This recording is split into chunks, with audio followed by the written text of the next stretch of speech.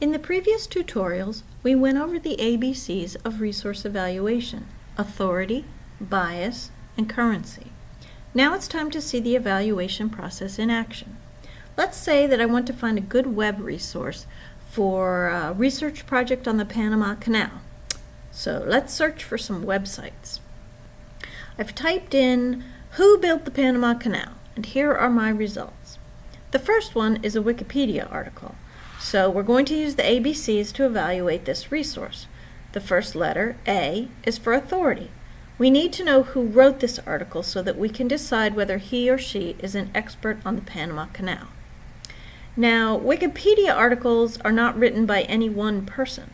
The wiki part of the name refers to the fact that it is an open site that anyone can contribute to. So the articles are written by the combined efforts of many people, some experts and others not. To see this, click on History, and you'll see the revision history of the article. This page will also give you information about the currency of the article. You can see that this one is very current. I'm filming this on July 11th, so someone has made a revision today. But we don't know much about the various people who are making these edits. Some give a name, like DePeep, some use a handle, like Hotstop, and others the only credit is the IP address of the computer from which the edit was sent in. We don't know anything about the person who was doing the typing. Some of these editors are reversing the changes of other contributors, and here's one that is a correction of possible vandalism. So the bottom line is you can't tell whether the people who contributed to this article really know the subject they are writing about. While most of the information is probably fine, there's always a chance that the article has been vandalized, that means edited to include false information, just before you clicked on it, and no knowledgeable person has fixed it yet.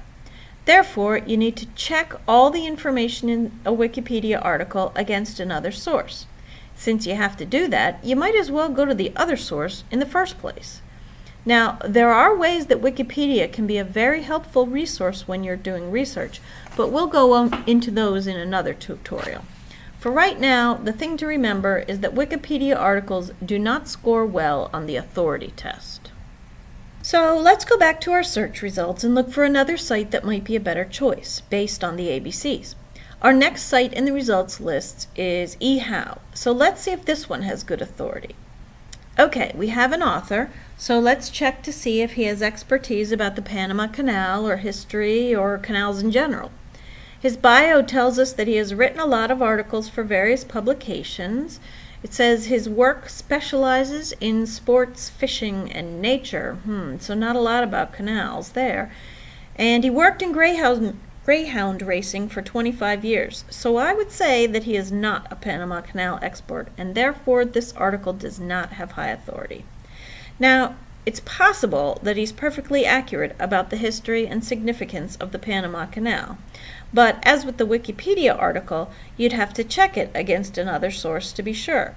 So, since you have to do that, why not just go to the authoritative site in the first place and skip this one that you'd have to check? So, back to our results, and let's see what we have next. Let's see. We have a Wikipedia one. We have some images. This one says geography.com. Let's look at this one. Since canals are geographic features, maybe this one will be good. Okay, we have an author, so let's find out about Matt Rosenberg. He's a professional geographer who has written on this topic for more than 15 years. Well, that sounds pretty good. Okay, so that's taking care of the A of the ABC, authority. Now we need to check on the B of the ABCs, bias. We have to see whether this website, which is a .com, that means it might be a commercial website, we have to see if it's trying to influence us or sell us something. Let's see. I would say it's probably not trying to influence us since we are in an education section. So the purpose of the website, or this part of it anyway, is to teach us things. So how about if they want to get us to buy something? That might cause them to present just one side of the information. Up at the top here, there's an ad for online instruction. I guess they figure since we've gone to an educational website, we might be interested in learning things.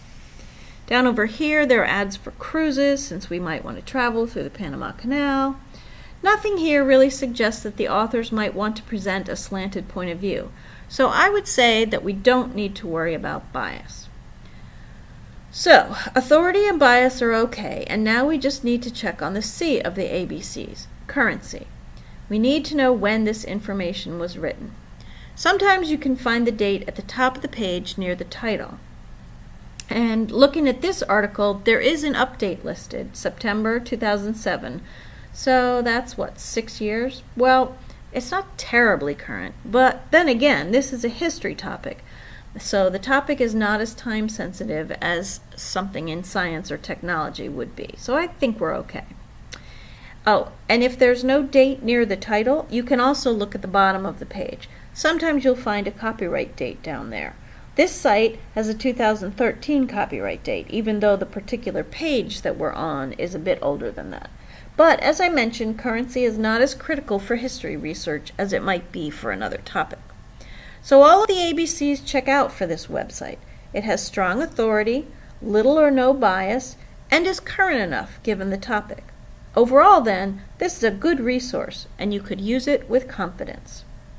So now you know how to apply the ABCs of resource evaluation to websites, and you're ready to find some excellent resources for your own work.